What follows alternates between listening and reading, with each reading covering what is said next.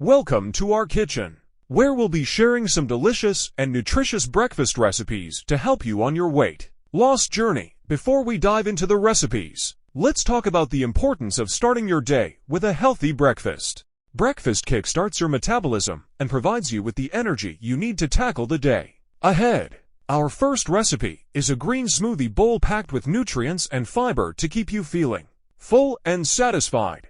A handful of spinach for a dose of vitamins and minerals. Almond milk for creaminess without added calories. A ripe banana for natural sweetness and potassium.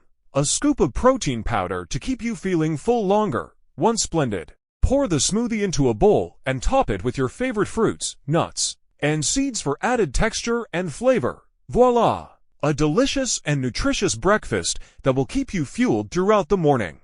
Our next recipe is a veggie omelet loaded with protein and veggies to keep you satisfied until lunchtime. To make this savory omelet, you'll need eggs for protein to keep you feeling full, bell peppers and spinach for a dose of fiber and vitamins.